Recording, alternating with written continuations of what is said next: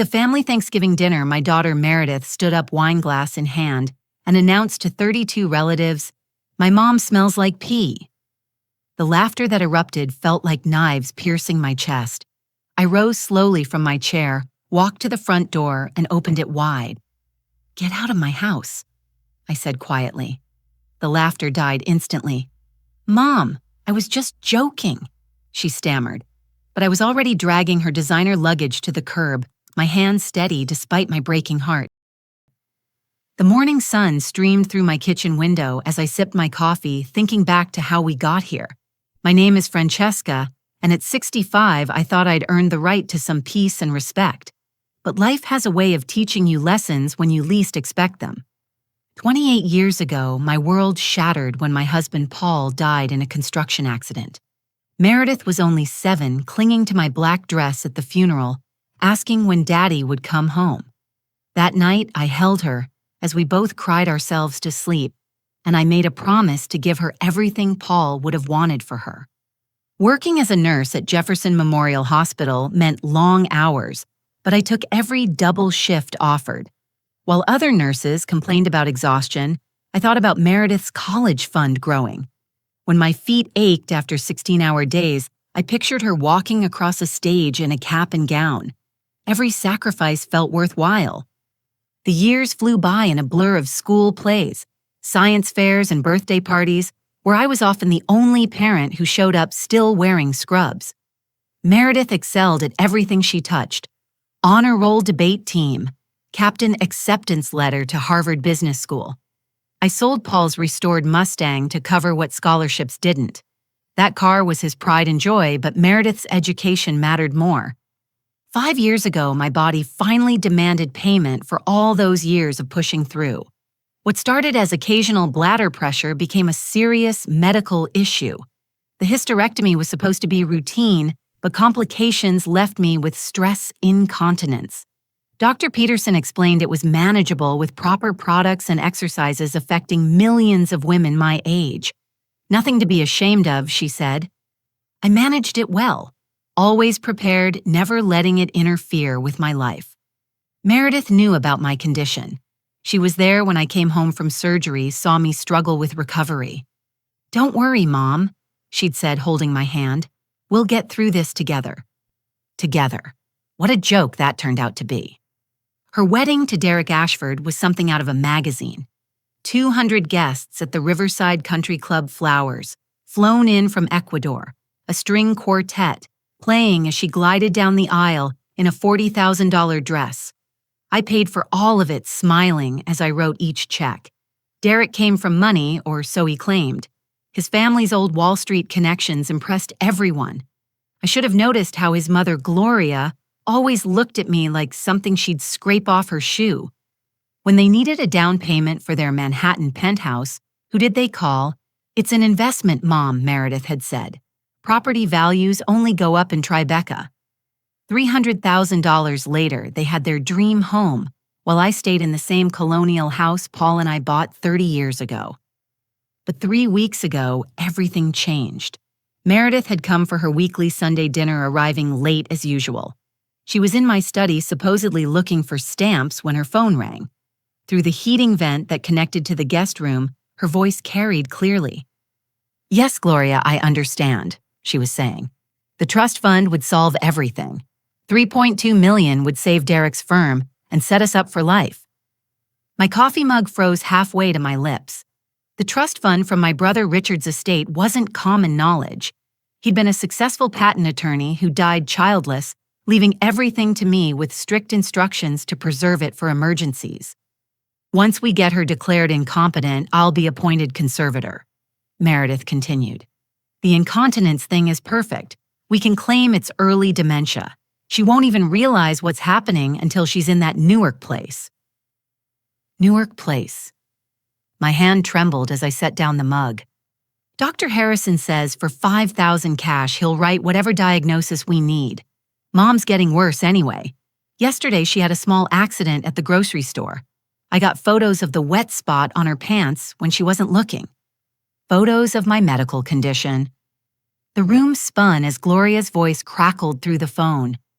"Perfect, darling. Old people belong in homes anyway. She'll probably be happier with professional care. Exactly, Meredith laughed. And that house is worth at least $800,000 in this market.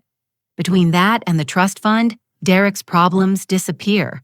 We just need to move fast before she catches on. I've been documenting everything.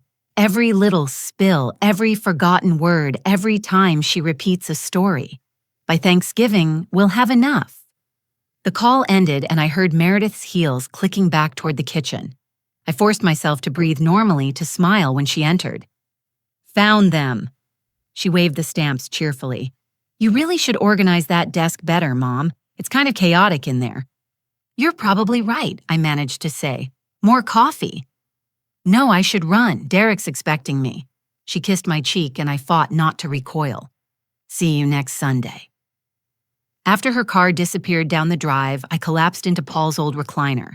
My daughter, the child I'd sacrificed everything for, was planning to steal my life savings and dump me in a cheap nursing home. The incontinence I managed with dignity was just ammunition to her. Every moment of vulnerability photographed, cataloged, weaponized. But the shock was already crystallizing into something else. 35 years of nursing taught me to think clearly in crisis. If Meredith wanted to play this game, she'd learn her mother wasn't some helpless old woman. I reached for my phone and scrolled to Martha's number. My best friend since nursing school had retired from law but kept her license active. Time to find out just how much trouble my daughter was in. Martha arrived within an hour, her silver hair pulled back in the same no-nonsense bun she'd worn in courtrooms for 30 years. One look at my face and she set down her briefcase with grim determination. Tell me everything, she said. As I recounted the overheard conversation, Martha's expression darkened. She took notes on a yellow legal pad, occasionally asking for clarification. When I finished, she set down her pen with controlled fury. Elder financial abuse is a felony in New Jersey, she said. Conspiracy to commit fraud, false imprisonment through fraudulent conservatorship identity theft if she's accessing your accounts. We're looking at serious charges. But she's my daughter, I whispered. Martha reached across the table and gripped my hand. No, Francesca. She stopped being your daughter the moment she decided to steal from you. Now she's a predator, and you're her target. Over the next 2 hours, Martha outlined a plan. First, we needed evidence beyond the overheard conversation. Second, we had to protect my assets immediately. Third, we'd give Meredith enough rope to hang herself. My nephew James is a federal prosecutor, Martha said. He sees elder abuse cases all the time. Let me bring him in quietly. I nodded, feeling something shift inside me. The grief would come later. Right now, survival instincts kicked in. That evening, I searched my house methodically. In the guest bathroom tucked behind the toilet, I found the first camera. Tiny wireless positioned to capture anyone using the facilities. My stomach churned as I realized Meredith had been recording my most private moments. The bedroom yielded 2 more devices, one in the smoke detector facing my bed, another in the heating vent. My own daughter had turned my sanctuary into a surveillance state. I left them all in place on Martha's advice. Let Meredith think she was winning. The next morning, I visited my bank. Carolyn, the branch manager who'd known me for 20 years, pulled up my accounts with a cheerful smile that faded as she studied the screen.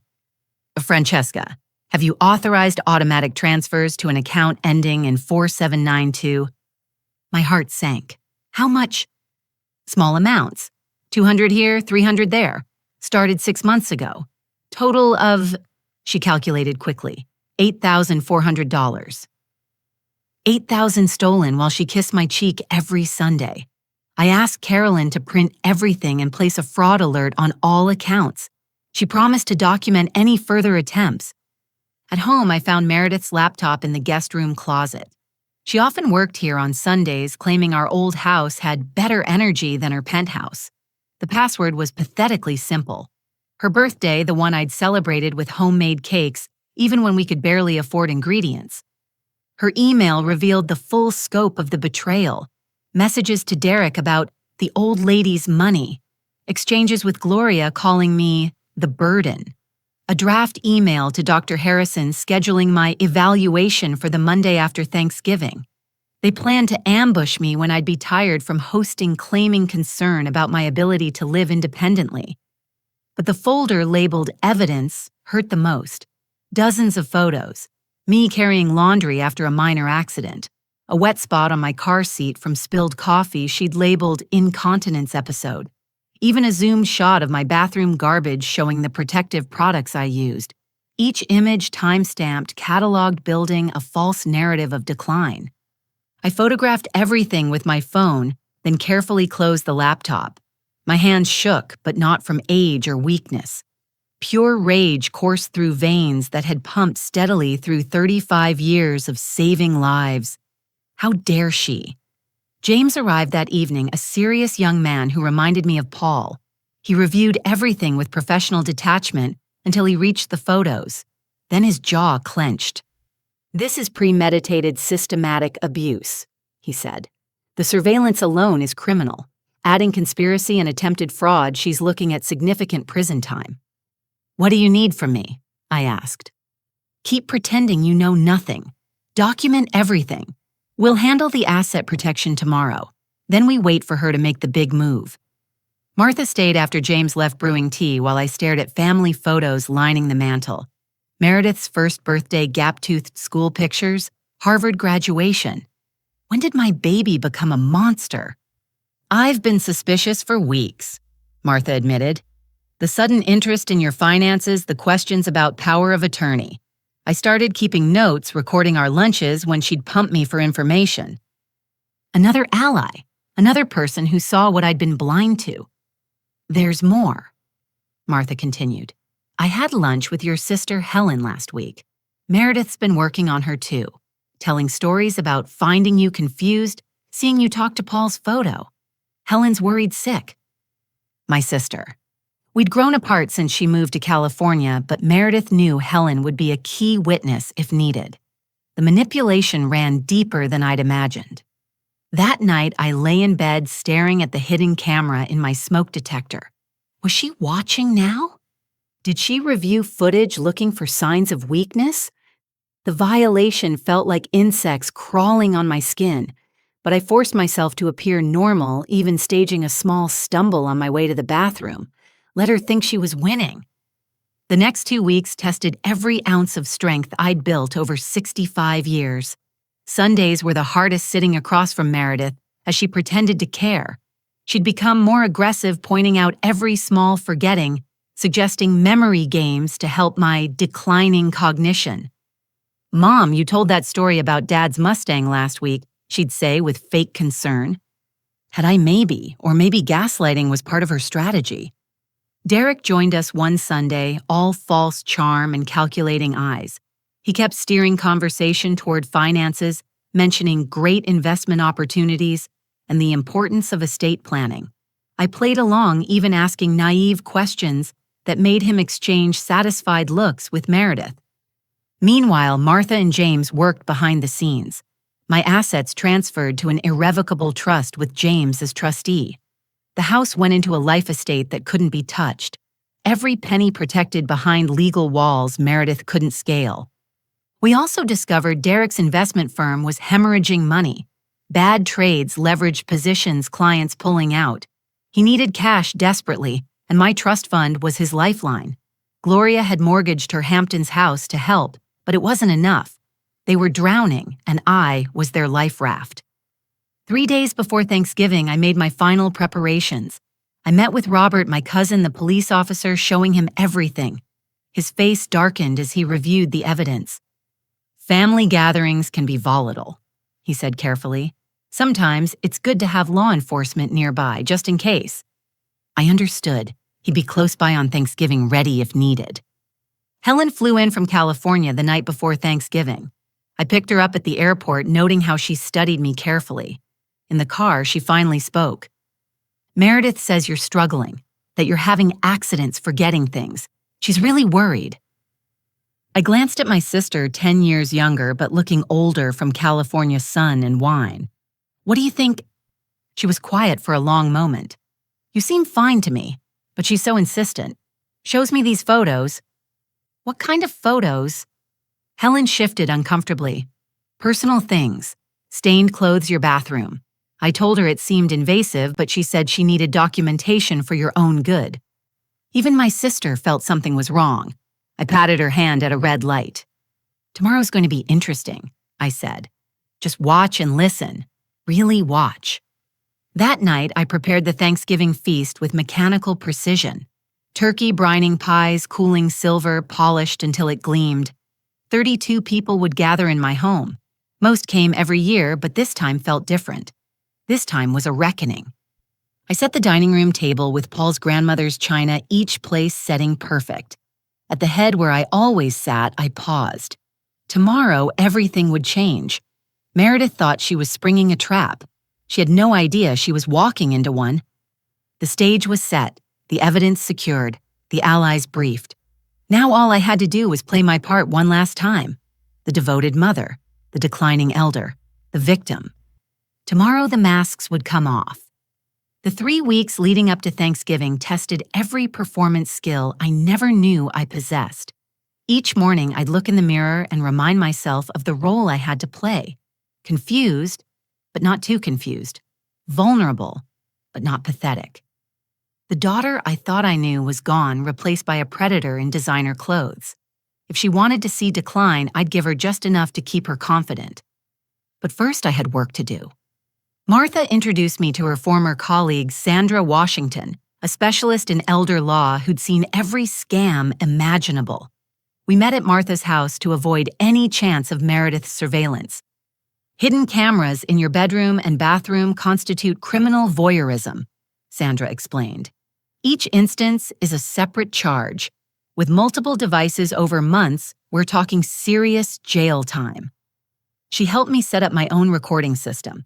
Tiny voice recorders in my purse phone apps that captured conversation with one touch. If Meredith wanted to document everything, two could play that game. My first real test came during a Tuesday lunch at Meredith's favorite restaurant. She'd invited Helen, clearly working to build her case. I deliberately fumbled with my menu, squinting at the print. "The lighting in here is terrible," I muttered.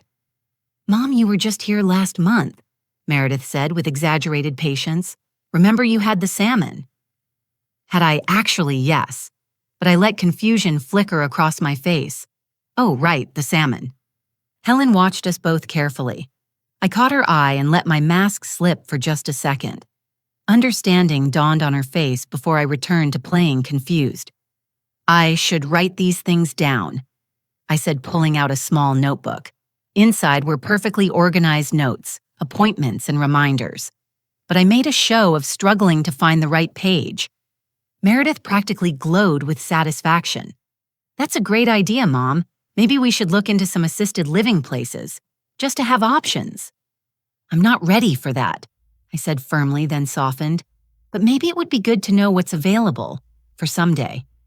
The trap was baited. That afternoon, I had my regular checkup with Dr. Peterson. After she confirmed my excellent health for a 65-year-old, I asked her to document everything extensively. "I need official records," I explained. "My cognitive function, my physical health, my ability to manage my medical conditions independently." She studied me over her glasses. "Francesca is someone suggesting you're not capable." "Just being thorough," I said.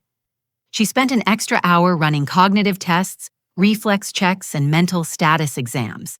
Every result came back perfect.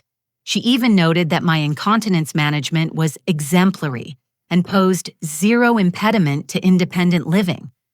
At home, I discovered Meredith had escalated her invasion. A new camera appeared in the kitchen, hidden in a fake plant she'd gifted me. I found myself performing for it occasionally, forgetting. Where I'd put my keys, they were exactly where I always kept them, or staring a bit too long at the coffee maker. James stopped by one evening with papers to sign. The asset protection was complete.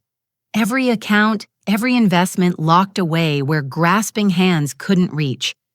"She's been trying to access them," he told me. "The bank flagged 3 attempts to add herself as a beneficiary. Each one is documented." "Good," I said, signing the last form. "Let her panic." And panic she did. The next Sunday, she arrived with Derek and a briefcase full of documents. "Mom, we need to talk about your future. Derek began in his smoothest voice. "With your health challenges, it makes sense to have backup plans." I played along, letting them spread papers across my dining table. Power of attorney forms, healthcare directives, financial authorizations, all giving them complete control.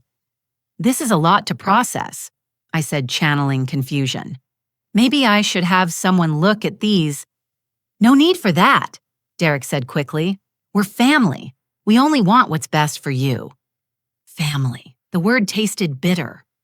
"I'll think about it," I promised, gathering the papers clumsily, making sure to crinkle a few. "My brain's a bit foggy today." Meredith jumped on that. "Have you been taking your medications? Sometimes when people forget pills, it affects their thinking." I only took vitamins and blood pressure medication perfectly managed, but I let doubt creep into my voice. I think so. The pill organizer helps." They exchanged triumphant glances, another piece of evidence for their file. After they left, I photographed every document they'd brought. Martha whistled low when she reviewed them later. "This is brazen. Complete financial control, medical decisions, even the right to determine where you live. Sign these, and you'd basically cease to exist as a legal person." "She must be desperate," I said. "Derek's firm is imploding," James confirmed. 3 major clients pulled out last week. The SEC is sniffing around. He needs money fast, or he's facing bankruptcy and investigation. Everything made sense now. This wasn't just greed. It was survival. They were drowning and saw me as their life preserver. Too bad I knew how to swim. The week before Thanksgiving, I had coffee with my neighbor Patricia. We'd lived next door for 15 years, sharing gardening tips and grandchild photos. Except I only had photos of Meredith to share. "She seems stressed lately," Patricia observed. "Everything okay?" I wanted to tell her everything. Instead, I said, "Family dynamics can be complicated." "Tell me about it." "My son tried to get me to sign over my house deed last year, said it would simplify things when I died.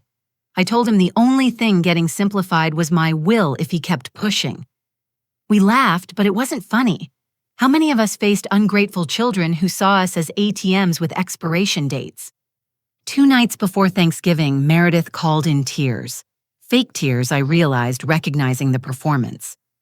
"Mom, Derek's under so much pressure. His firm might go under. We could lose everything." "I'm sorry to hear that," I said calmly.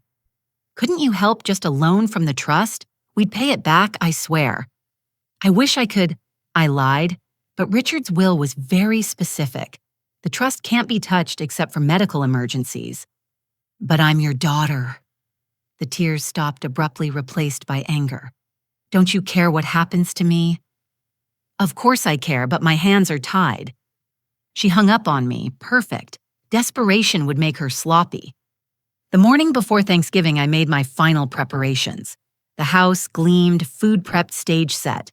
I'd hidden recording devices in the dining room, living room, and kitchen. Robert confirmed he'd be at his mother's house 3 blocks away, ready to respond. That afternoon, I visited Paul's grave. The November air was crisp leaves crunching under my feet as I knelt by his headstone. "She's not the little girl you knew," I whispered. "I don't know when we lost her, but she's gone. Tomorrow, I take back my life. I hope you understand." Wind rustled through the oak trees, and for a moment, I felt his presence. Steady, protective, approving. Paul always believed in standing up to bullies even when they shared your DNA. That evening, Helen helped me with final preparations. She'd become my silent ally, watching Meredith's machinations with growing disgust. "I can't believe I almost fell for it," she said, arranging flowers. The photos, the concerns, the little comments. She played me perfectly. "She learned from the best," I said bitterly. "I taught her to be thorough, to plan ahead, to never give up. I just never thought she'd use those skills against me." Helen hugged me tightly. "Tomorrow she learns a new lesson." That night, I barely slept. Not from fear or confusion, but from anticipation. 32 family members would witness what happened when you mistook kindness for weakness. Meredith thought she was directing this play. She had no idea the curtain was about to drop on her performance. I rose at dawn, starting the turkey and reviewing my mental script one last time. The confused elder, the declining mother, the easy mark. By noon, the house smelled like Thanksgiving. By 12:30, the first guests arrived. By 1, Meredith walked through my door dressed impeccably, smiling broadly, having no idea she was walking into the last Thanksgiving she'd ever spend in my home. The show was about to begin. The grandfather clock in the hallway struck 2 as the last guests arrived. 32 members of the Morrison and Castellano families filled my home with laughter and conversation.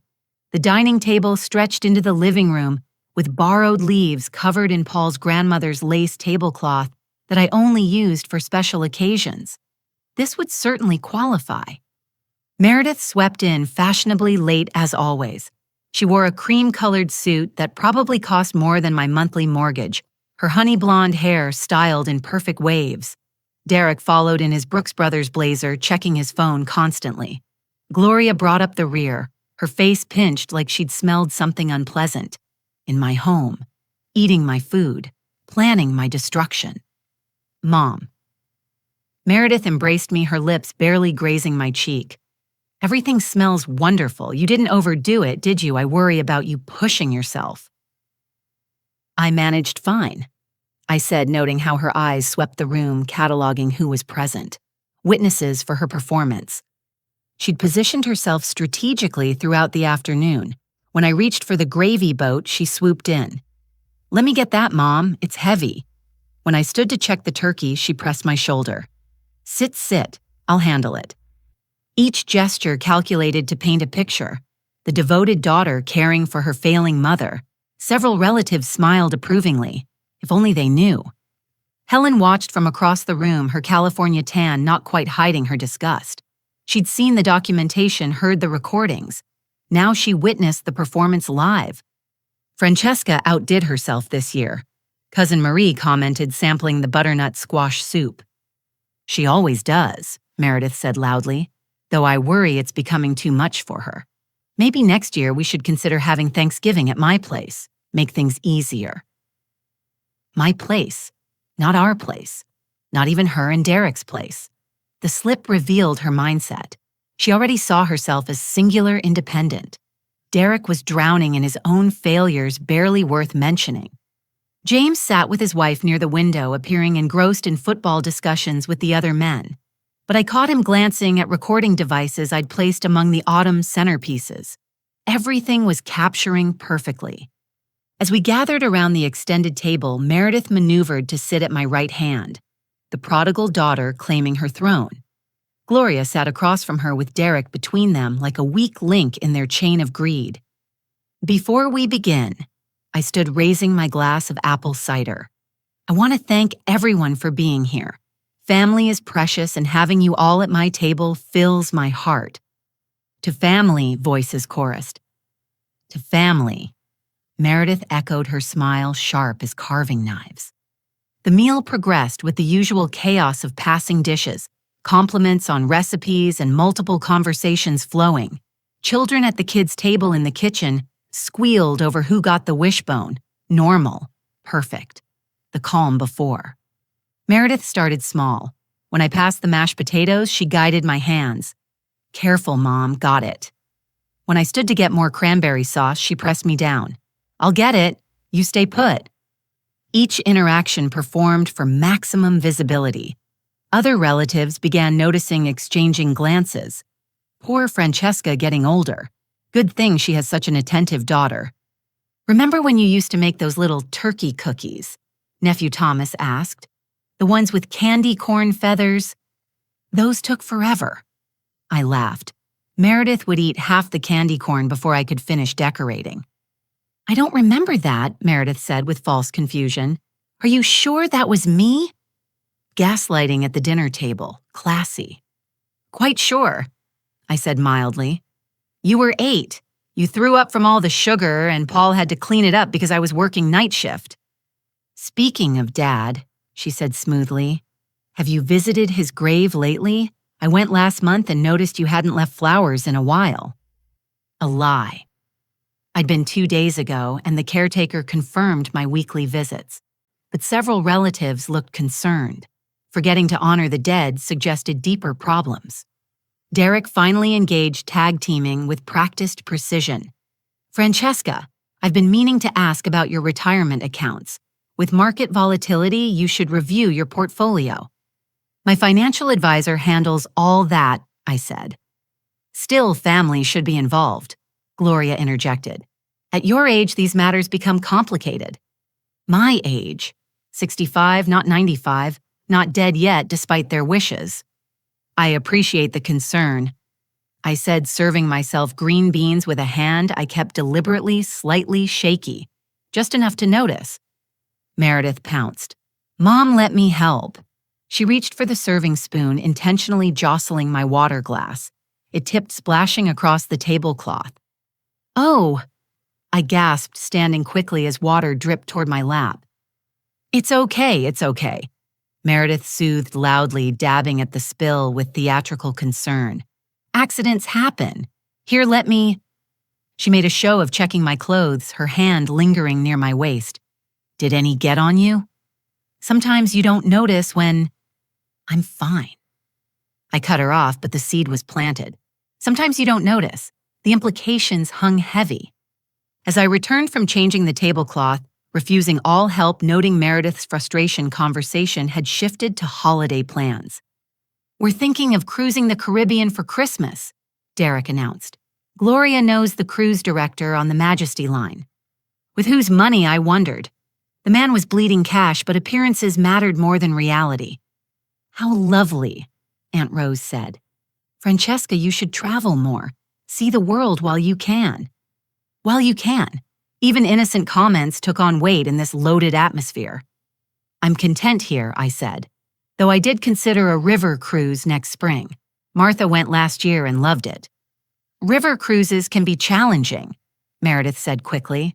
"All those stairs, unfamiliar bathrooms, maybe something closer to home would be better." "I'm not an invalid," I said with just enough edge to seem defensive. "Of course not." She backpedaled with false brightness. "I just worry. You know how daughters are." "No," I thought. "I know how daughters should be, how I thought mine was." The meal continued, tension building like storm clouds. Wine flowed freely. I stuck to cider, needing clarity for what was coming. Meredith grew bolder with each glass of Pinot Noir, her mask slipping incrementally. During dessert service, she launched her next attack. I was carrying the pumpkin pie when she suddenly stood bumping my elbow. The pie tilted dangerously before I caught it. "Oh, Mom, I'm sorry. Here, let me take that. It's pretty heavy." "I've got it," I insisted. But she was already wrestling for control, making me look stubborn and unreasonable. Several relatives shifted uncomfortably. "Francesca makes the best pie," Robert's wife interjected, trying to ease tension. "She does," Meredith agreed. Though I noticed she forgot the nutmeg this year. Not a big deal, of course. We all forget things. I hadn't forgotten anything. The nutmeg was precisely measured exactly as Paul's mother's recipe required. But arguing would seem petty defensive. I let it pass. As plates emptied and belts loosened, conversation grew more relaxed. The wine had done its work. Gloria held court about her Hamptons house, not mentioning the mortgage she'd taken to fund Derek's failing firm. Derek pontificated about market trends, his phone buzzing constantly with what I suspected were creditor calls. And Meredith, she watched me like a hawk, waiting for the perfect moment. It came during the traditional "What are we thankful for" roundtable. One by one, family members shared gratitudes. Health, jobs, grandchildren, another year together. Sweet, sincere, normal. When my turn came, I stood carefully. "I'm thankful for clarity," I said, "for the ability to see things as they truly are not as we wish them to be, for the strength to face hard truths and make difficult decisions, and for the family members who truly care not just about what I have, but who I am." Meredith's face tightened. The words cut close to bone. "That's beautiful, Mom," she said through gritted teeth disguised as a smile, though sometimes I think clarity can be elusive, especially as we age. There it was, the setup. Helen started to speak, but Meredith wasn't finished. The wine had loosened more than inhibitions. It had freed the predator beneath the perfect daughter mask. She stood raising her glass. "I want to make a toast." The room quieted. Here it comes, I thought. The performance of her life. To my mother, she began swaying slightly, who sacrificed so much for me growing up, who worked double shifts and never complained, who sold Dad's car for my education and lived on ramen so I could have everything. Murmurs of approval. What a loving daughter. But she paused dramatically. I worry about her. We all see the signs, don't we? The confusion, the accidents, the forgetting. Just last week, she called me 3 times asking the same question. I hadn't called her once last week, but who would challenge such a concerned daughter? The spills, the shaking hands, the repeated stories. She was building momentum, sensing victory, and worse things, personal things, hygiene things. A collective intake of breath. You didn't discuss such matters at dinner. Meredith, Derek warned quietly, but she was beyond stopping. No, it needs to be said, we're all thinking it, but too polite to mention it. She turned to face the table, wine sloshing. Mom has problems, bathroom problems. I've seen the evidence, smelled the... Enough, Helen said sharply. But Meredith, drunk on wine and proximity to my money, delivered her killing blow. My mom smells like pee. She announced it loudly, clearly letting each word land like a slap. There, I said it. What everyone's too nice to mention.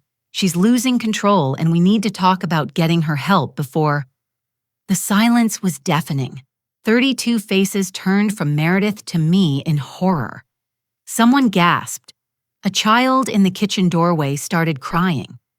This was her grand plan, to humiliate me into submission, to shame me so deeply I'd sign anything to make it stop. I stood slowly, my hands perfectly steady now. No tremor, no confusion, no weakness. The mask was off. "Get out of my house," I said quietly. Nervous laughter scattered through the room. Surely I was joking. This was Thanksgiving. Families fought but reconciled. That's what families did. "Mom, I was just... Get out of my house," I repeated, walking to the front door and opening it wide. November air rushed in, carrying the scent of wood smoke and dying leaves. "You can't be serious." Derek stood trying to salvage the situation. "She's trying to help. We're all concerned." "You're concerned about my money," I said clearly. "Nothing more. Meredith, you have 30 seconds to leave voluntarily or I call the police." "Mom!" She stumbled toward me, wine glass still in hand. "I'm your daughter," I was joking. "Can't you take a joke?" But I was already heading upstairs. In her designated guest room, I grabbed the designer luggage she always left here. Clothes, toiletries, the laptop she thought was hidden. Everything went into the bags. "Francesca, please." Gloria tried to intervene as I descended. "This is all a misunderstanding. Meredith's just worried." "Meredith's a thief and a liar," I announced, dragging the luggage through the still open door. "And you're her accomplice." I hauled the bags to the curb, grateful for decades of lifting patience. Physical strength serving me one last time. The November wind whipped my hair as I deposited her belongings like garbage.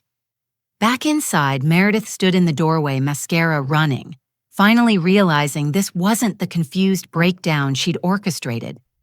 "You can't do this," she whispered. "I'm your daughter." "No," I said firmly. "My daughter died somewhere between Harvard and that Manhattan penthouse. You're just someone who looks like her." Robert appeared at my shoulder, off duty but still imposing. "You heard her, Meredith. Time to go." "This is insane," Derek shouted. "She needs help. Can't you all see she's having some kind of breakdown?" Perfect. Even now, trying to spin my clarity as confusion. But the room had shifted. Helen stood beside me. James moved to block Derek's advance. Martha emerged from the kitchen where she'd been comforting the crying child. "The only breakdown here is yours," Martha said coolly. "Financial, moral, and now public." I looked at my family, my real family, standing with me. Then I turned to the woman I'd birthed, raised, loved beyond measure. "You have 10 seconds to leave," I said. or I start playing the recordings." Her face went white. "What recordings?" "The ones where you discuss putting me in a Newark nursing home. The ones about stealing my trust fund. The ones calling me a pathetic old woman who pisses herself. Should I continue?" The room erupted. Cousins shouting, aunts gasping, children being hustled away from adult drama. But I kept my eyes on Meredith as comprehension dawned. "You knew," she breathed. "Every word, every plan, every lie." I stepped closer. "Did you really think I survived 35 years of night shifts, raised you alone, and built this life by being stupid?" She opened her mouth closed. It opened it again. No words came. The silver tongue that had charmed Harvard admissions and Manhattan society had nothing left. "5 seconds," Robert said quietly. They fled. Meredith stumbling in her designer heels, Derek dragging Gloria, who kept shrieking about lawsuits and elder abuse.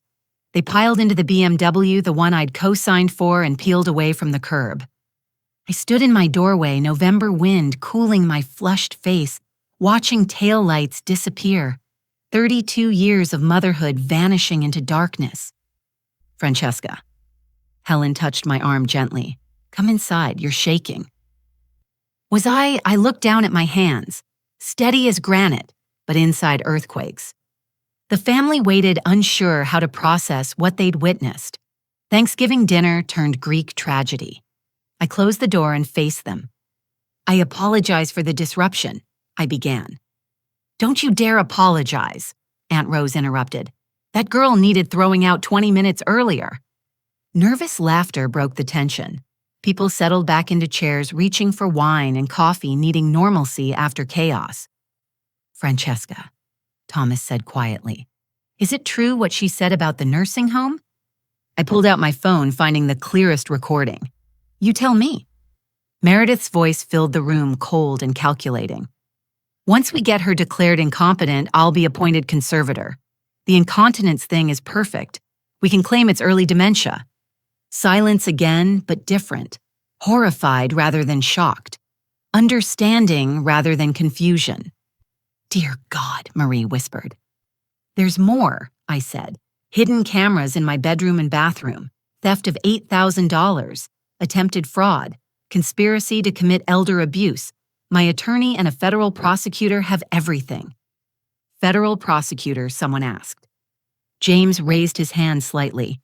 "That would be me. And yes, we have enough to bury them." The room shifted again, sympathy transforming into righteous anger. How dare she? How could she? That ungrateful. But she was right about one thing. I said, needing to control the narrative. "I do have stress incontinence from a hysterectomy 5 years ago. It's managed, it's common, and it's nothing to be ashamed of. What is shameful is weaponizing a medical condition against your mother for money." "Amen," Helen said firmly. "My doctor will testify I'm perfectly capable of independent living. My cognitive tests are flawless. My finances are protected. And Meredith..." I smiled grimly. She's about to learn that actions have consequences. Robert cleared his throat. "I'll file the official report tonight. The surveillance equipment alone is multiple felonies. Add the conspiracy charges." "She's going to prison," James finished. "Derek, too, once we connect this to his fraud investigation." The family absorbed this new reality. Sweet Meredith, the golden child who'd made it big in Manhattan, was a criminal. The devoted daughter act had fooled them all. "What can we do?" Cousin Tony asked. "Be witnesses," I said simply. "When investigators call, tell the truth about tonight. And if any of you have aging parents, watch for the signs. This happens more than we'd like to admit." Slowly, tentatively, Thanksgiving resumed. Pie was served, coffee brewed, leftovers distributed. But everything had changed. The family that arrived at 2 o'clock wasn't the same one leaving at 8. As they departed, each person hugged me extra tight.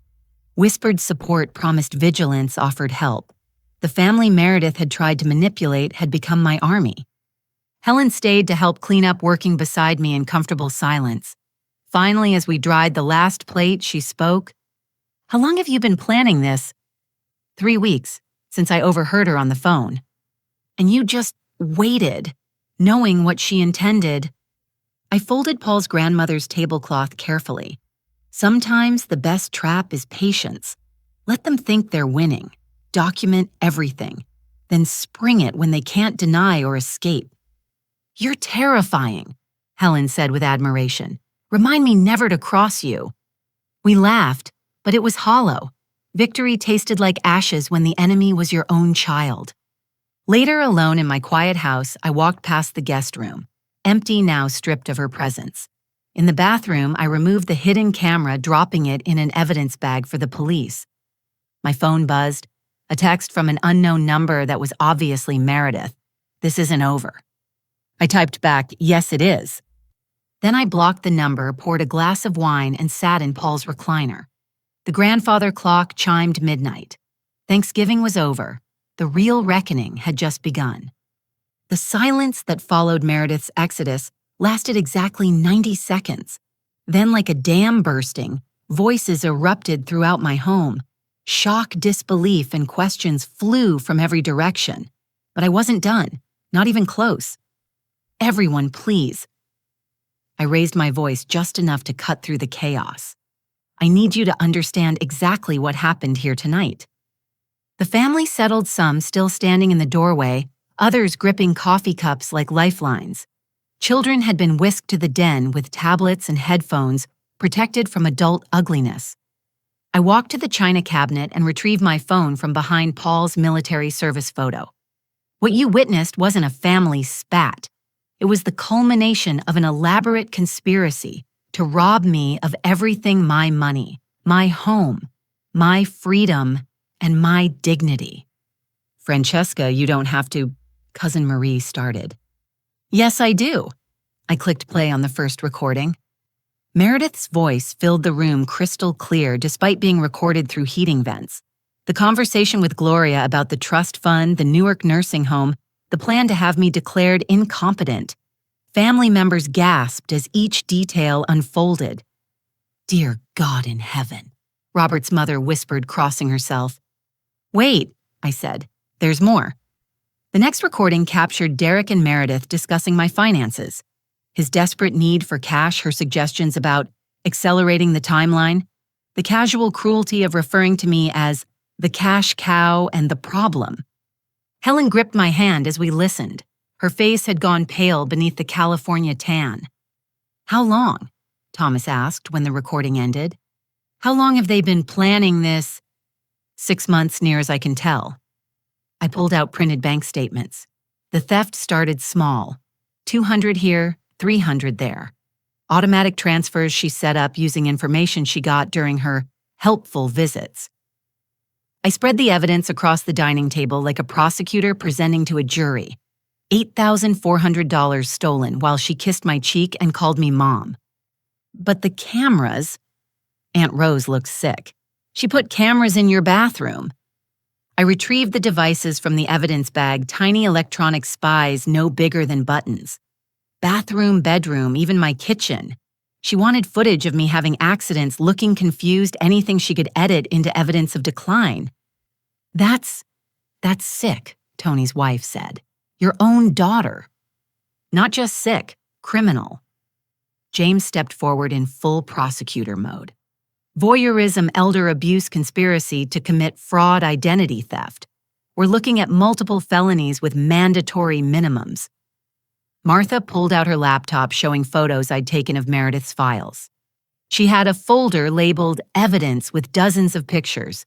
Francesca's laundry, her bathroom supplies, even zoomed shots of water spots on car seats she claimed were accidents. "That's why she kept spilling things," Helen realized. "The water glass bumping your elbow with the pie. She was trying to create incidents." I nodded. Every visit became a performance. Watch mom fumble, document mom's confusion, build a case that would hold up in court. "But why announce it like that?" Marie asked.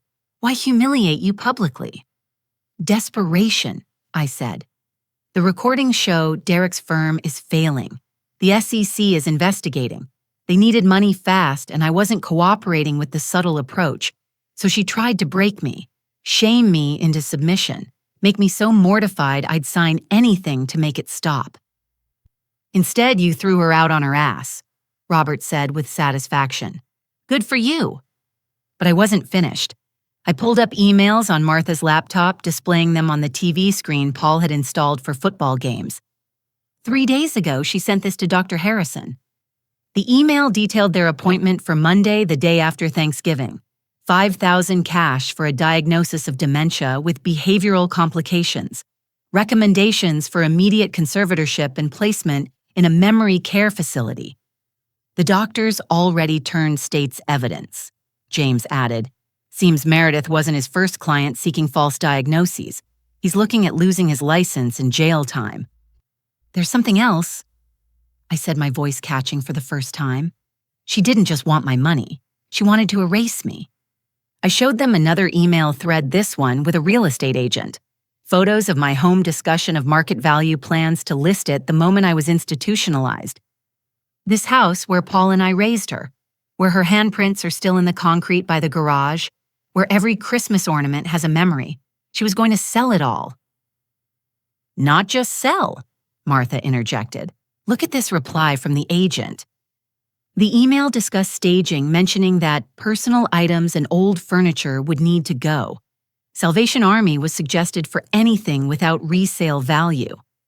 Paul's chair, I whispered. Our wedding album. Her baby clothes I saved in the attic. All of it headed for the dump while I rotted in Newark. The room's energy shifted from shock to rage. These weren't just possessions, they were family history Meredith was planning to discard. But she made a mistake. I continued steel, returning to my voice. Several mistakes. First, she underestimated me. Second, she involved Gloria. I pulled up Gloria's financial records legally obtained through the investigation. Derek's mother mortgaged her Hamptons house last month. $700,000 all funneled into Derek's failing firm. She's as desperate as they are. Which explains why she was in on it, Helen said. But here's the beautiful part. I smiled for the first time since dinner. New Jersey is a one-party consent state for recordings. Every conversation I captured is admissible, and conspiracy charges mean they're all equally liable. They're going down together, James confirmed. Gloria's mortgage fraud just added federal charges. Derek's SEC problems connect to everything else. It's a prosecutorial dream. Thomas raised his hand like we were in school. What about the things Meredith said? The repeated calls, the confusion. Lies, I said simply. I haven't called her in 2 weeks. The repeated stories she mentioned gaslighting. She'd claim I'd already told her something I hadn't, making me doubt my own memory. Classic manipulation, Martha added. Make the victim question their reality. It's abuse 101.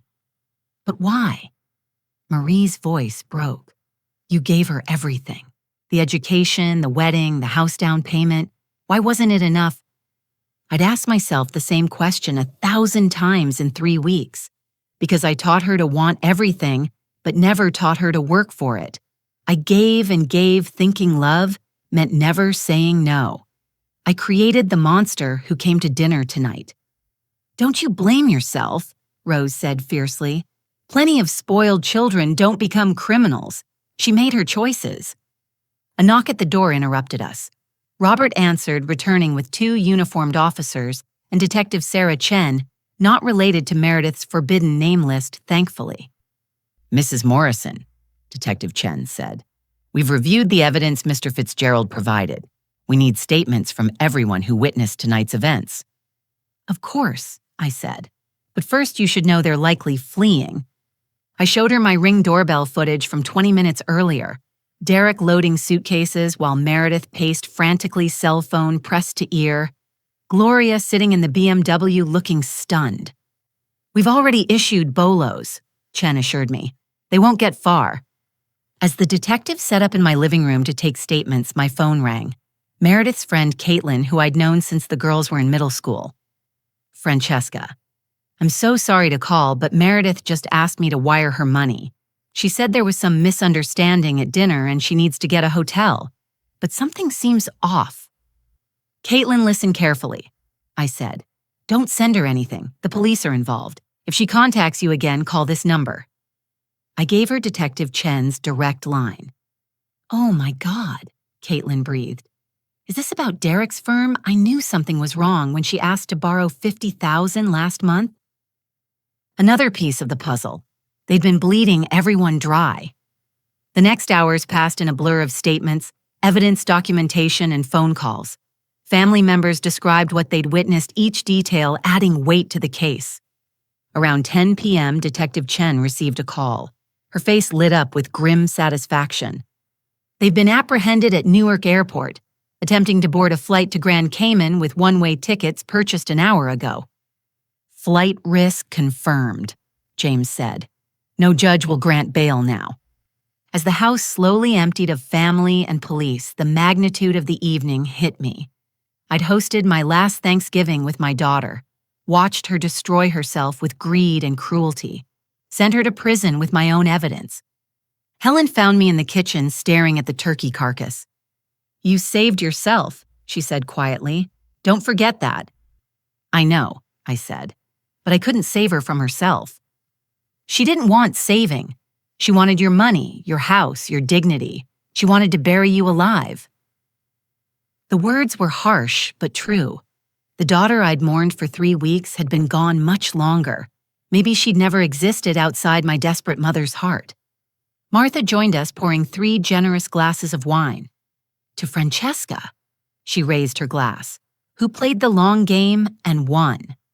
We drank, but victory tasted bitter when the vanquished was your only child. My phone buzzed with a text from James. "Just got word. Derek's firm raided by SEC. Books show fraud going back years. He's looking at decades, not years." Another text this from Robert. "Additional charges filed for the cameras. Each device, each day equals separate counts. My sergeant says it's the biggest elder abuse case they've seen." The house felt different with everyone gone. Larger, emptier, but somehow cleaner. Like airing out a room after sickness. I walked through each room, removing the last recording devices. In the guest room, Meredith's room, I stood among the memories. Photos of her on the walls, certificates of achievement, the teddy bear she'd loved threadbare. Tomorrow I'd pack it all. Tonight I just needed to breathe. In the master bedroom, I found one last camera hidden in the heating vent. As I removed it, I wondered how many times she'd watched me. How many private moments she'd violated looking for weakness. My phone rang, an unknown number I almost didn't answer. "Mom." Meredith's voice was small, scared. "Mom, please, this is all wrong. I can explain." "How are you calling?" I asked coldly. "You should be in custody." They let me make one call. "Mom, please, I need you to understand.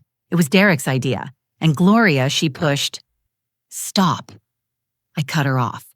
"Every word you speak is being recorded by the jail.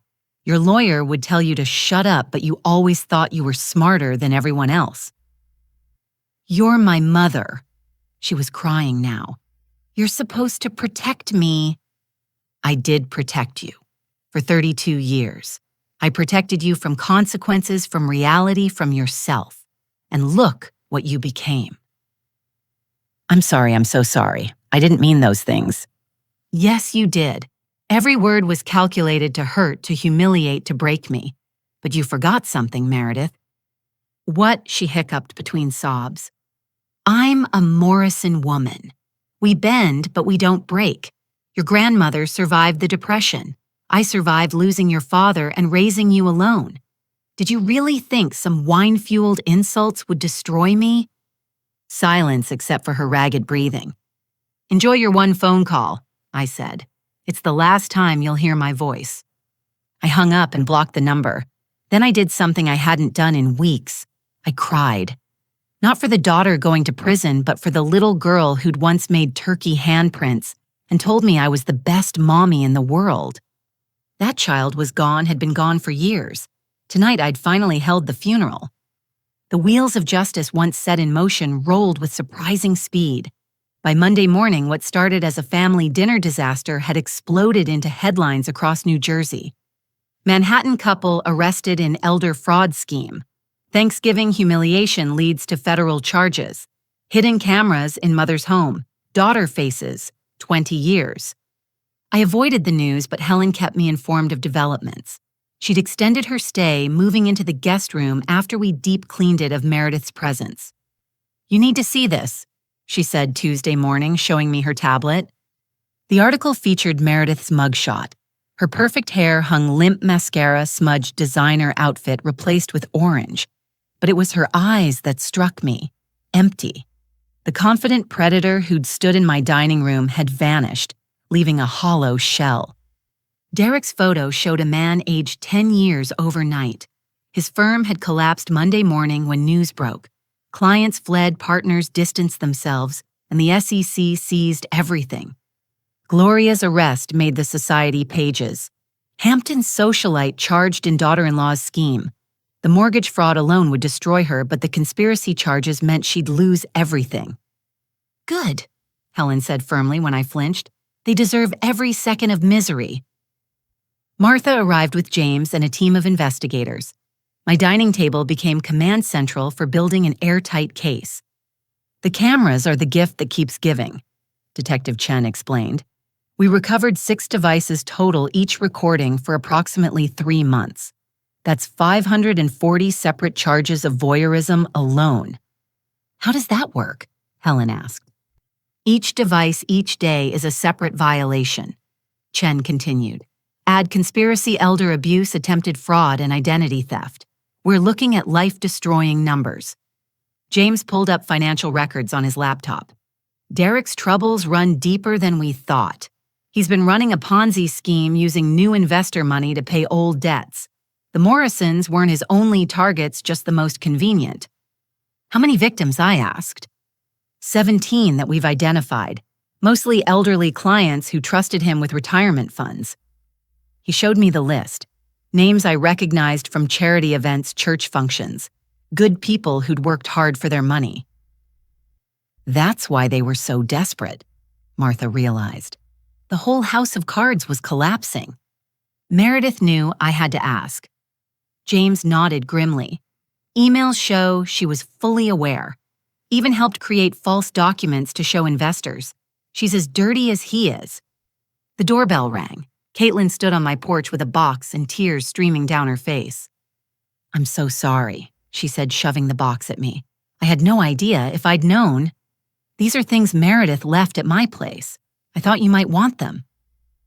Inside were photos from happier times. College graduation, her wedding day holidays when smiles were real. At the bottom, wrapped in tissue, was a ceramic handprint from kindergarten. "I love you, Mommy," painted in crooked letters. "She asked me to sell these," Caitlin admitted. "Said she needed cash and family stuff was just cluttering her life. I couldn't do it. Now I know why she was so desperate for money." After she left, I held that small handprint and wondered when that loving child had died. Was it Harvard, where money and status became everything? Her marriage to Derek, where greed found its perfect partner? Or had the seeds always been there, waiting for the right conditions to bloom into poison? Wednesday brought more revelations. The forensic accountant James hired found irregularities going back 2 years. Small amounts siphoned during helpful visits. Checks supposedly for my expenses that went straight to Derek's firm. "She's been stealing longer than we thought," he explained. "Just got better at hiding it over time." "How much total?" "Closer to 30,000 when you include the redirected funds. She was careful keeping each theft under reporting limits." Thursday was arraignment day. I didn't attend, couldn't bear to see her in chains, but Robert went and reported back. "No bail," he said with satisfaction. Flight risk, severity of charges, and the conspiracy element made it easy. All 3 are remanded until trial. Did she say anything? Her lawyer did all the talking. Not guilty pleas across the board, of course. But the evidence? He shook his head. Their lawyers know they're cooked. That evening, Patricia from next door brought lasagna and uncertainty. "I don't know what to say, Francesca. We've been neighbors 15 years, and I never imagined—" "Neither did I assured her. "Evil doesn't always look like evil. Sometimes it wears designer suits and calls you Mom."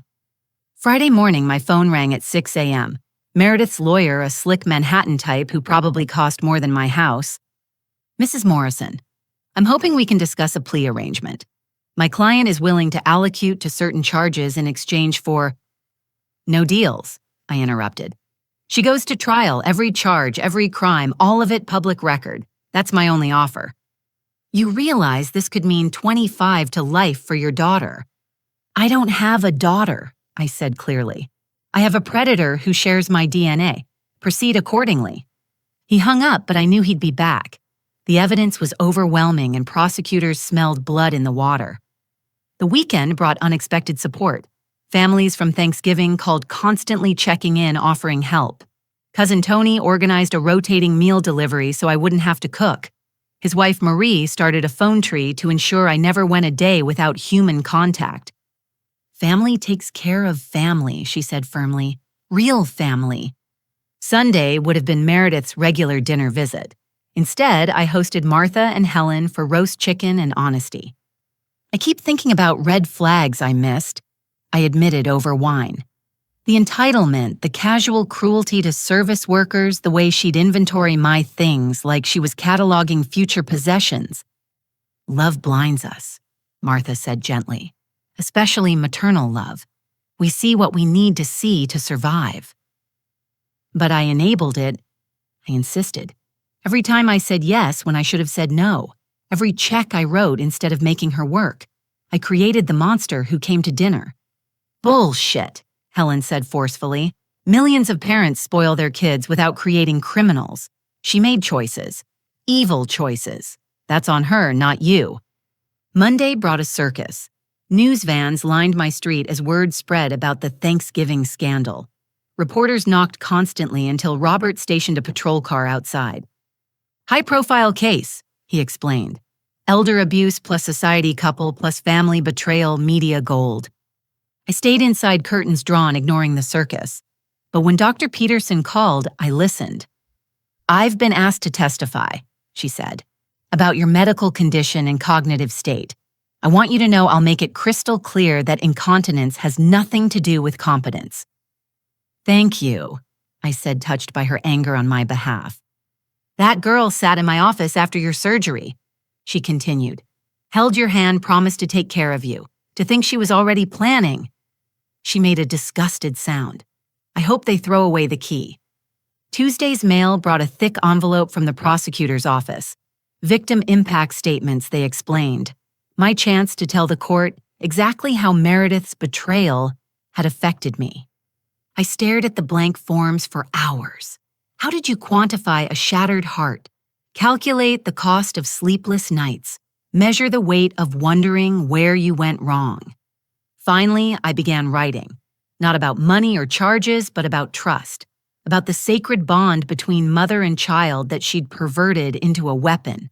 About violation that went beyond cameras and theft to the very core of human connection. Wednesday, James called with updates. Derek flipped. Full cooperation in exchange for consideration at sentencing. He's giving them everything, the fraud, the elder abuse, planning even Gloria's involvement. And Meredith, maintaining innocence. Her lawyers pushing the influenced by manipulative husband angle. I laughed bitterly. She was planning this before she met Derek. He just gave her a co-conspirator. We know that. Jury will too once they see the evidence. Thursday afternoon, an unexpected visitor. Jennifer Huang stood on my porch, professionally dressed, nervously, clutching a folder. Mrs. Morrison, I'm sorry to intrude. I was a client of Derek's. He stole my parents' retirement savings. I wanted to thank you. Thank me I raised the woman who helped him. No, Jennifer said firmly. You stopped them. My parents immigrated here 40 years ago, built a restaurant from nothing. Derek promised safe investments and stole everything. If you hadn't exposed them— She broke down crying. I brought her inside, made tea, listened to her story. Her parents, now in their 70s, had trusted Derek with their life savings. $300,000 vanished into his failing firm. They were going to lose their home, Jennifer said. But now with the assets frozen and the FBI involved, we might recover some of it. You saved them, Mrs. Morrison. You saved all of us. After she left, I felt something shift. This wasn't just about my betrayal anymore. Meredith and Derek had destroyed multiple lives stolen dreams from people who'd worked honestly for every penny. Friday brought more victims: a widower who'd invested his wife's life insurance, a teacher who'd trusted Derek with her pension. Each story worse than the last, painting a picture of systematic predation on the vulnerable. 17 victims that we know of. James updated. Probably more who haven't come forward. Total theft exceeds $8 million. $8 million. Retirements destroyed, homes, lost futures stolen, and Meredith knew, helped, profited. That evening, I made a decision. I called the prosecutor. I want to establish a restitution fund, I said, using my house as collateral. Those victims need help now, not after years of court proceedings. Mrs. Morrison, that's generous but unnecessary. Asset forfeiture will eventually doesn't pay rent today, I interrupted. These people trusted someone my daughter brought into their lives. I have a responsibility. We arranged the details. My home equity would provide immediate relief to the most desperate victims. Paul would have approved, I thought. He always believed in doing right even when it cost. Saturday marked 2 weeks since Thanksgiving. I stood in my empty dining room table, leaves, removed china packed away. The stage where Meredith performed her final act had returned to normal, but nothing felt normal anymore. Helen found me there. Prosecutor called, trial date set, March 15th. The Ides of March. How appropriate for a story of betrayal. Will you testify? She asked. Every single day if needed. The jury needs to see what she did, who she really is beneath the mask. It'll be brutal. Her lawyer will try to paint you as vindictive, possibly confused. They'll use your medical condition against you. Let them try, I said firmly. I've got medical records, cognitive tests, and 32 witnesses who saw me throw a criminal out of my house. Bring it on. That night, I sat in Paul's chair with our wedding album. Young faces full of hope stared back. We'd planned such a different life. Children who'd make us proud grandchildren to spoil golden years, surrounded by love. Instead, I got Meredith, the child who saw dollar signs where others saw family, who confused things with love, who I failed in some fundamental way I might never understand. But I also got strength I never knew I possessed. The ability to face betrayal and survive. The clarity to see evil even when it wore my daughter's face. The courage to choose justice over enablement. My phone buzzed, a text from an unknown number. This is Jennifer Huang. My parents want to cook dinner for you. They say woman who saves family must become family. Are you free tomorrow? I smiled, the first real smile in 2 weeks. I'd be honored, I typed back. Life after betrayal wasn't what I'd planned, but maybe, just maybe it could still be good. Different, harder, lonelier in some ways, but honest, free of manipulation and lies and the constant drain of giving to someone who only knew how to take. Tomorrow I'd share a meal with grateful strangers who might become friends. Next week, I'd continue building the case that would send my daughter to prison. And somewhere in between, I'd learn to forgive myself for loving someone who didn't deserve it. The grandfather clock chimed midnight. November was ending, taking with it the life I'd known. December would bring trials and testimony and the final sundering of maternal bonds. But it would also bring truth, justice, and maybe eventually peace. For tonight, that was enough. 6 months later, I stood outside Essex County Superior Court May sunshine, warming my face after weeks in a cold courtroom. The verdict had come down an hour ago, guilty on all counts. Meredith would serve 25 to life. Derek got 30 years, Gloria 12 to 15. Justice felt hollow when it wore your daughter's face. You did the right thing, Martha said beside me, ever my steadfast supporter. I know, I replied, watching reporters scatter like crows now that the story was over. Knowing doesn't make it easier. The trial had been brutal. Meredith's attorney painted me as a vindictive mother punishing her daughter for one drunken comment. But evidence didn't lie. Hidden cameras, stolen funds, recorded conspiracies, each revelation built an unshakable case. The worst moment came during my testimony. As I detailed finding the bathroom camera, Meredith broke down, sobbing. "I'm sorry, Mommy," she wailed. "I'm so sorry." For a heartbeat, I saw my little girl.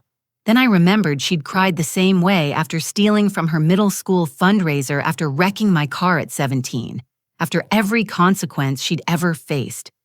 Tears were just another manipulation. No response, Mrs. Morrison, the defense attorney, had prodded. "Crocodile tears don't move me anymore," I'd said clearly.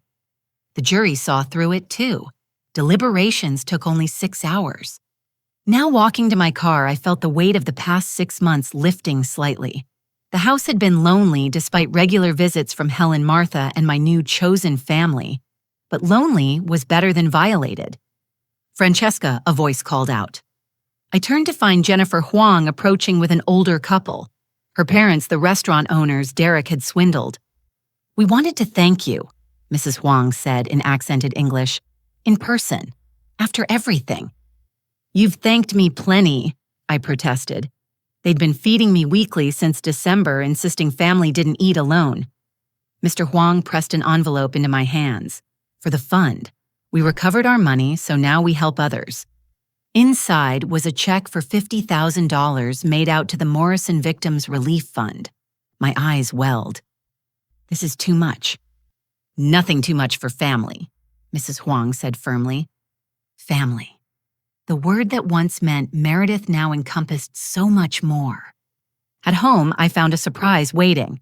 A young woman sat on my porch steps, nervously fidgeting with her purse. She looked familiar, but I couldn't place her. "Mrs. Morrison, I'm Jennifer Walsh. You gave me up for adoption in 1972. The world tilted. My teenage mistake, the secret shame that led to a rushed wedding to Paul 2 years later. The daughter I'd never spoken of, not even to Meredith. "How did you find me?" "The trial coverage," she admitted. "Your maiden name, the timeline. I hired an investigator to confirm. I'm sorry to ambush you like this. After seeing what happened with Meredith, I needed you to know not all daughters are like that." I studied her face, finding echoes of my younger self in her features. A doctor, she'd said in her letter. Successful, married 2 children of her own. Everything I'd hoped for when I'd signed those papers at 17. "Would you like some coffee?" I asked. Her face lit up. I'd love that. Over the next 3 hours, Jennifer filled in 49 years of blanks. Adopted by teachers who'd loved her fiercely. Medical school at Johns Hopkins. A pediatric practice focused on underserved communities. 2 teenagers who couldn't wait to meet their biological grandmother. "I never looked for you before," she admitted. "My parents were wonderful, and I didn't want them to think they weren't enough. But after Dad died last year and Mom moved to assisted living, I realized I was running out of time to know you." "What about Meredith?" I had to ask. "Doesn't it bother you what she did?" Jennifer's face hardened. "I work with abused children. I know exactly what kind of person hurts vulnerable family members for money. She's nothing to me but a cautionary tale about nature versus nurture." We talked until sunset, sharing photos and stories, building bridges across decades of separation. When she left, we'd made plans for dinner Sunday, the slot that once belonged to Meredith now filled with possibility. That night, I sat with Paul's photo, telling him about Jennifer. "I should have told you," I whispered. "But I was so ashamed. Pregnant at 17, giving away a baby. I thought you'd think less of me." Wind chimes on the porch played a familiar tune. Paul's favorite installed after his death to feel him near. Tonight, they seemed to say forgiveness was never needed between souls who truly loved. The next morning brought another surprise. Thomas called from the hospital. "Francesca, I've been thinking. We're starting a geriatric advocacy program. Would you consider consulting your case has become a teaching model for recognizing elder abuse? Purpose, something beyond surviving each day." "Tell me more," I said. Within a month, I was speaking to medical students, social workers, and law enforcement about recognizing signs of elder abuse. My story, painful as it was, could help others avoid Meredith's trap. The irony wasn't lost on me. Meredith had tried to paint me as a helpless, elderly woman. Instead, I'd become a voice for those who truly were vulnerable. Summer arrived with unexpected joy. Jennifer's children, 16-year-old Michael and 14-year-old Sarah, spent a week with me. They were everything Meredith hadn't been: kind, curious, grateful for small gestures. "Grandma Fran," Sarah said one evening, helping me in the garden. "Mom told us what happened with your other daughter. That must have hurt so bad." "It did," I admitted, showing her how to deadhead roses. "But pain can teach us important things." "Like what?" "Like the difference between real love and manipulation. Real love gives without keeping score. Fake love always has a price tag." Michael, listening from the porch, added, "Mom says you saved a bunch of people by standing up to her. That's pretty heroic." Heroic, no. I was just a mother who'd finally learned that love without boundaries was dangerous, not noble. August brought news through the legal grapevine. Meredith had been assigned to kitchen duty in prison. The woman who'd never cooked a meal in her life was now serving hundreds daily. Derek had been beaten by fellow inmates who'd lost money to similar schemes. Gloria, aged 10 years in 10 weeks, her Hamptons crowd, evaporating like morning mist. I felt nothing. No satisfaction, no sorrow. They'd chosen their path. September marked a year since the theft began. I celebrated by donating the guest room furniture to charity. Meredith's shrine became a library, walls lined with books on recovery, resilience, and rebuilding after betrayal. The Thanksgiving question loomed. Last year's disaster had rewritten the holiday forever, but Helen had ideas. "Host again," she urged during our weekly call. "Reclaim your home, your tradition. Don't let her steal that too." So I did. 40 people crowded into my home, the original 32 plus Jennifer's family, the Huangs, and 3 other elder abuse survivors I'd met through advocacy work. When we went around sharing gratitudes, I stood without hesitation. "I'm grateful for truth," I said, "for the strength to face it, accept it, and rebuild after it shattered everything I believed. I'm grateful for real family, the kind you choose, and who choose you back. And I'm grateful for second chances to get motherhood right." I looked at Jennifer, who was wiping tears. Her children beamed. The Huangs nodded approvingly. My chosen family raised glasses in understanding. "To truth," Robert toasted, "and to Francesca, who shows us what courage really looks like." We ate, laughed, and created new memories to overlay the old. When someone accidentally spilled gravy, the room held its breath. Then I laughed, really laughed, and grabbed paper towels. "It's just gravy," I said, "not the end of the world." The tension broke. This was my home, my table, my life reclaimed. Later, as guests departed, Jennifer lingered.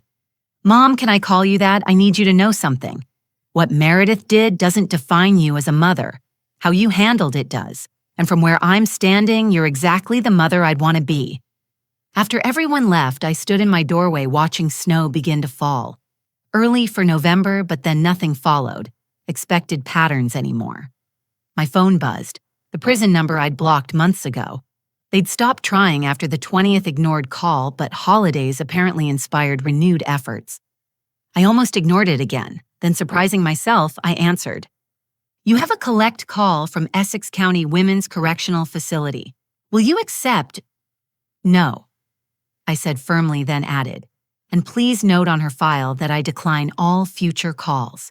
This number is permanently unavailable." The operator paused, then said quietly, "Understood, ma'am. Happy Thanksgiving." "Happy Thanksgiving," I replied, meaning it. Inside, I made tea and settled into Paul's chair with a book Jennifer had recommended about healing from betrayal.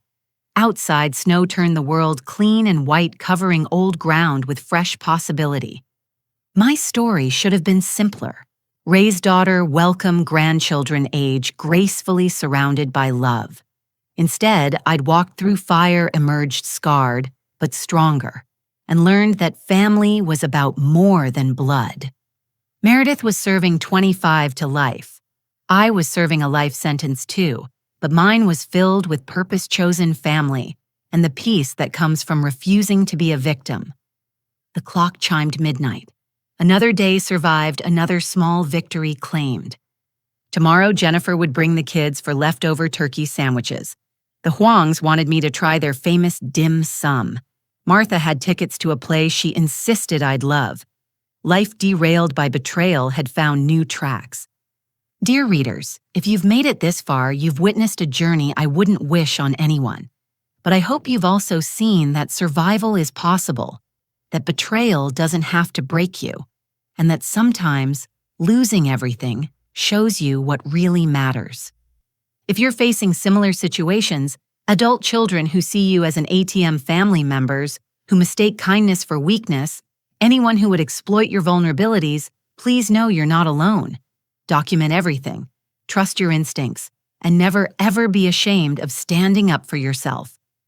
I'd love to hear from you in the comments. Have you or someone you know faced elder abuse or financial exploitation by family members? How did you handle it? What signs did you miss or catch? Your stories could help others recognize danger before it's too late. If this story touched you, please like and subscribe to hear more about recognizing and preventing elder abuse. Share it with anyone who might need to hear that they're not crazy, they're not alone, and they absolutely deserve respect and dignity at every age. Thank you for joining me on this difficult journey. Remember, love shouldn't hurt, family shouldn't steal, and you're never too old to start over. Until next time, stay strong, stay smart, and never apologize for protecting yourself. With love and hard-won wisdom, Francesca Morrison.